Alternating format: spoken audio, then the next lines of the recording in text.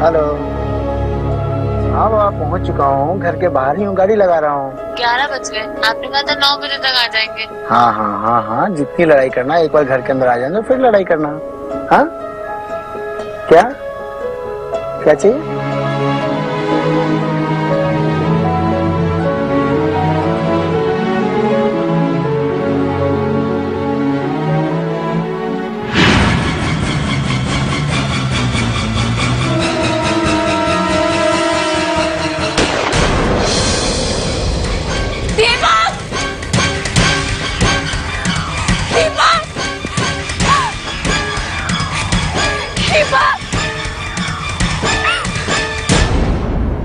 उत्तर प्रदेश में खुलेआम एक सीनियर कस्टम ऑफिसर की हत्या उसकी गाड़ी में कर दी गई, ठीक उसके घर के पास। पुलिस को यह केस सौंप दिया गया। सीबीआई ने भी तहकीकात की और कुछ ऐसे खुलासे हुए जिससे लोगों की आंखें चौकन्नी हो गई। अनिल श्रीवास्तव का नाम इस हत्या में सामने आया, जिसका जुड़ाव दाऊद और मुंबई बॉम्ब ब्लास्ट के साथ जुड़ा हुआ है। पुलिस के लिए यह केस एक चुनौती बन गई थी, क्योंकि ना कोई गवाह ना कोई सबूत था।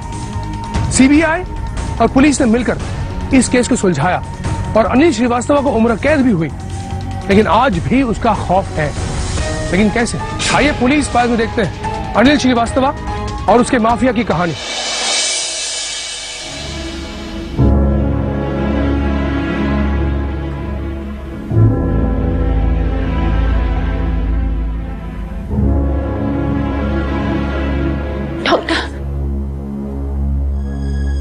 कैसे? हमें अफसोस है मैम, हम उनको बचा नहीं पाए। मिसेस गुप्ता, प्लीज अपने आप को संभालिए। जो हुआ उसका हमें बहुत अफसोस है। ये सही समय तो नहीं है, लेकिन ये हमारी ड्यूटी है। क्या आपने किसी को गोली चलाते हुए देखा था? नहीं, तो कुछ नहीं था। मेरी 2 ही मिनट पहले उनसे फोन पे बात हो रही, बाहर से गाड़ी पार्क कर इतने में मैंने गोली की आवाज सुनी। मैं दौड़ के बाहर आई और देखा। प्लीज अपने आप को संभालिए मिसेस गुप्ता। अभी तो मैं चलता हूँ, मैं बाद में आके आपसे मिलता हूँ। प्लीज अपना ध्यान रखिएगा। जैन सर, कुछ भी पता नहीं चला। हमने आसपास के लोगों से पूछताछ भी की, लेकिन किसी ने कुछ भी नहीं देखा। डीके गुप्ता कस्टम के आला अधिकारी थे। देखना, पुलिस पर बहुत प्रेशर आने वाला है। इस केस को हमें जल्द से जल्द हैंडल करना पड़ेगा। जी सर, उनकी किसी से दुश्मनी? क्योंकि अभी 10 महीने पहले उनका इलाहाबाद तबादला हुआ था मुंबई से। इंस्पेक्टर, पोस्टमार्टम की रिपोर्ट तुरंत निकालो और गोली को फोरेंसिक लैब में भेज दो। इससे हमें कुछ ना कुछ तो हासिल हो जाएगा। Right? Okay sir. You may go now.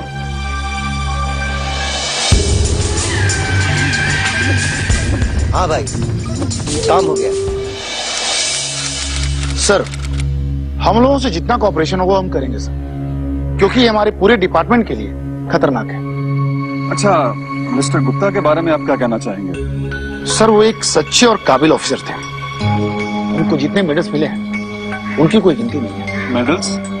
हाँ सर, कस्टम में आने से पहले वो इंटेलिजेंस डिपार्टमेंट थे। वहां उन्होंने बहुत सारे स्मगलिंग के हथियार और आरडीएक्स बनाए थे, और सर उन्हें 2 बार राष्ट्रपति का पुरस्कार भी मिल चुका है। तो इसका मतलब बहुत ही होनहार अफसर थे मिस्टर गुप्ता। जी सर। तब तो वो जरूर किसी की आंख की किरकिर भी बन चुके होंगे। क्यों? सर, मुझे जहां तक मालूम है शायद अंडरवर्ल्ड से उन्हें थ्रेट भी था। जी सर, इसीलिए उनका ट्रांसफर मुंबई से इलाहाबाद किया गया। लेकिन उन अपराधियों की हिम्मत देखिए, इतनी दूर इलाहाबाद में उन्हें ढूंढी। ये केस एक हाई प्रोफाइल केस बन गया था, जिसमें कस्टम के सीनियर अधिकारी की हत्या हुई थी। इसीलिए कस्टम डिपार्टमेंट के दबाव से ये केस सीबीआई तक जा पहुंचा।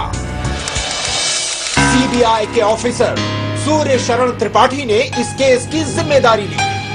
देखिए, इस केस की तारें बहुत दूर तक जुड़ी हैं। लेकिन कस्टम अफसर की हत्या का कारण क्या हो सकता है? पता नहीं, पर इस केस को जल्द सॉल्व करना है। कल पुलिस पे उंगली उठाई गई थी और अगर हम नहीं करेंगे तो हम पर भी उंगली उठाई जाएगी। सर, ये पोस्टमार्टम रिपोर्ट्स हैं जो कि पुलिस डिपार्टमेंट से ली गई। काफी पास से गोली लगी है सर, वो भी 3 गोलियां दागी गई है। और ये गोलियां सब 9 mm की थी सर। अब जाहिर सी बात है, वेपन काफी सोफिस्टिकेटेड रहा होगा, देसी कट्टा नहीं था सर। मतलब बात बिल्कुल साफ है, ये कोई बड़ी साजिश है। हम लोगों को मुंबई अभी जाना होगा और आगे की छानबीन करनी होगी। Is that clear? Yes sir. Okay, कर सकते हैं आप।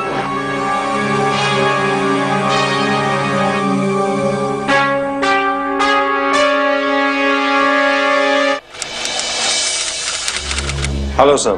हेलो, मैं सीबीआई से हूँ। मैं YK Mohan, deputy director customs. Please. मैं डीके गुप्ता की हत्या के मामले में आपसे कुछ बातचीत करना चाहता हूँ। जी। हमें बताया गया है कि गुप्ता जी को किसी से धमकी मिल रही थी जो उनका जानी दुश्मन था या उनको मारना चाहता था। हाँ, उनका दुश्मन अंडरवर्ल्ड का। यहाँ अंडरवर्ल्ड के लोगों की नाक में दम कर रखा था उन्होंने। उनके तार यूपी तक फैले हुए थे, इसीलिए उनका यहाँ से इलाहाबाद ट्रांसफर कर दिया गया था। उनके पास कुछ सूचनाएं थी, इंफॉर्मेशंस, वही बताने के लिए वो अगले ही दिन मुंबई आने वाले थे, 93 के मुंबई ब्लास्ट के बारे में। और उसी रात उनकी हत्या कर दी गई और उनके साथ इंफॉर्मेशन भी दफन हो गया। यही लगता है सर। बात बिल्कुल साफ है, इनकी तारें अंतर्राष्ट्रीय हैं। सबसे पहले हमें पता करना होगा कि इलाहाबाद से जो कॉल आया था उस समय वहां कौन था, जिसने ये सब किया और किसके इशारे पे किया। सर, हमसे जो भी मदद चाहिए हम करेंगे। हमारे बहादुर अधिकारी के ऊपर हाथ डाला है उन लोगों ने, बचने नहीं चाहिए वो। हम आपकी भावनाओं को समझते हैं। धन्यवाद। चलता। Thanks sir. सर, ये सारे कॉल डिटेल्स हैं। इसमें एक एक कॉल की जानकारी है जो कि 15 मार्च से 31 मार्च तक इलाहाबाद से बाहर गए हैं। सारे इंटरनेशनल कॉल्स का रिकॉर्ड। हत्या से एक दिन पहले और उसी दिन कुछ कॉल्स नेपाल आए। ये कॉल्स कहां से किए गए, किसको किए गए, ये जानना बहुत जरूरी है। आप लोग फौरन पता करें।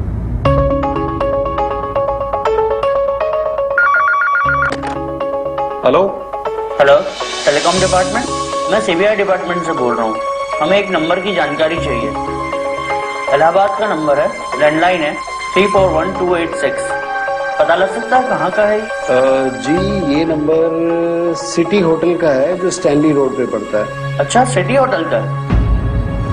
एक नेपाल का भी नंबर है। जी, ये तो आपको नेपाल में ही पता लग पाएगा, हम इसमें आपकी कोई मदद नहीं कर सकते।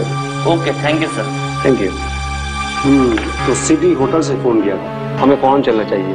हो सकता है कुछ पता चल जाए। तब तक मैं नेपाल भी इस नंबर की इन्वेस्टिगेशन की रिपोर्ट के लिए फोन करता हूँ सर। शायद जल्दी कुछ रिजल्ट सामने आए।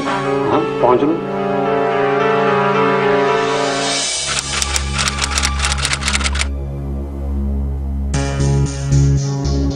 Yes, how can I help you sir? हम लोग सीबीआई से हैं, हमारे होटल से कुछ छानबीन करनी है।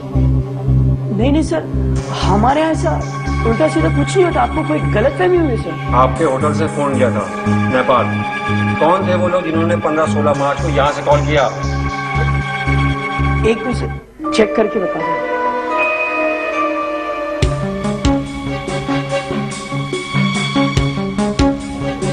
सर, विशाल सिंह और मुकेश नाम के 2 आदमी यहाँ पे ठहरे हुए थे। अपने आप को बरिश के निवासी बता रहे थे और कह रहे थे सर कि नेपाल में व्यापार करते हैं। सर, उन्हीं लोगों ने यहाँ से इंटरनेशनल कॉल किया होगा। तुम सच बोल रहे हो ना? जी सर। उनके बारे में कोई और जानकारी? सर, वो लंबे से थे, गोल नाक थी, बड़ी बड़ी मूछें थी और वो लोग सर मारुति 800 में आए थे सर।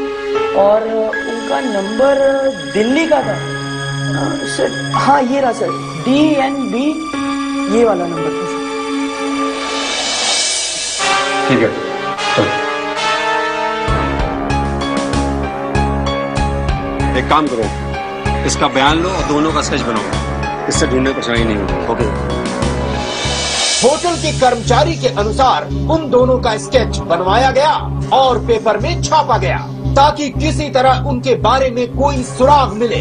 पर तभी पुलिस के हाथ एक महत्वपूर्ण जानकारी लगी। पुलिस को नेपाल में एक नंबर के बारे में पता चलता है नेपाल में ये नंबर किसका है? ये नंबर तो कांचापुरा शहर का है, नेपाल में है, किसी प्रताप गौरंग के नाम पर है। ये नंबर अनिल श्रीवास्तव यूज कर रहे हैं।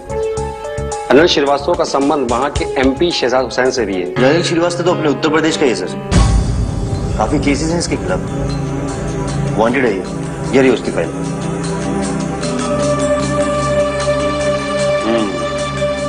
Contract killer, 40 murder, rape, extortions. Sir Nepal, Singapore और थाईलैंड तीनों जगहों पे इसका जाल, वहीं से ही अपने बड़े बड़े खेल ऑपरेट करता है सर। एक फवाद की नाम की कंपनी से भी इसके ताल्लुकात बताए जाते हैं। इसका मतलब है कि कस्टम ऑफिसर के हाथ में बहुत बड़ी जानकारी थी, इसीलिए उनको सुपारी देकर उनको मरवाया गया। Hello sir, Delhi police SP, यहाँ वो दोनों लोग पकड़े गए हैं मुल्किया कॉलेज कैंपस से, वहीं छिपे बैठे थे और उनको यहाँ अरेस्ट किया है। Thank you sir, thank you so much sir. ठीक है सर, जय हिंद।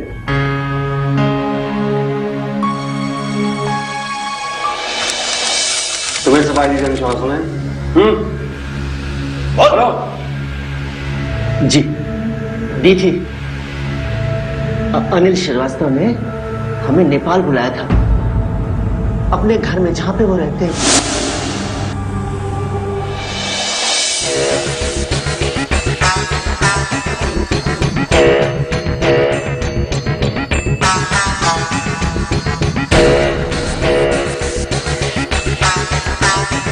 चाय पियोगे? क्या अनिल भाई, चाय क्या पिएगी? बस आप ये बताइए, आपने किस लिए बुलाया?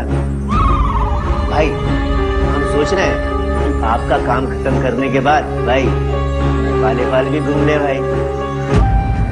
सुपारी देने बुलाया है यहाँ, नेपाल घूमने के लिए नहीं, समझे? सुपारी किसकी? एक कस्टम अधिकारी इलाहाबाद में, उसी की। भाई इसमें तो बड़ा खतरा है, देखिए। पैसा भी डबल है, 40 लाख देंगे।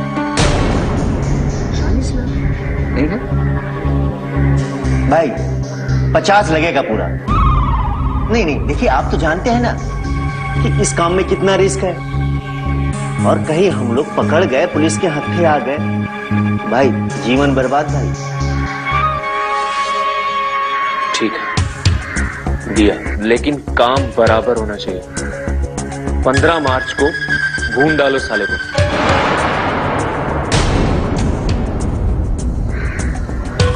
और हाँ,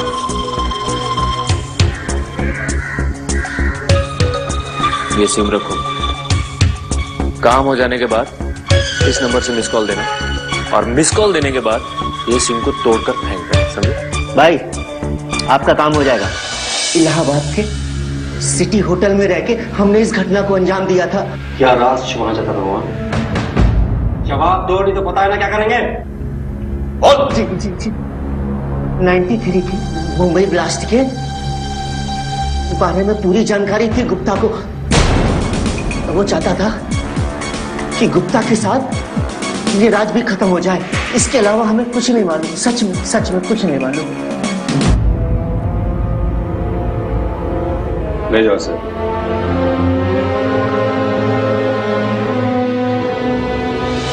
विशाल सिंह के इंफॉर्मेशन तक सीबीआई ने किसी तरह उसकी जानकारी निकाल ली।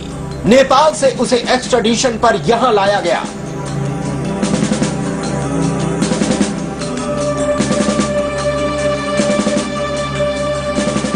सीबीआई के सबूतों के अनुसार उसे उम्र कैद की सजा मिली।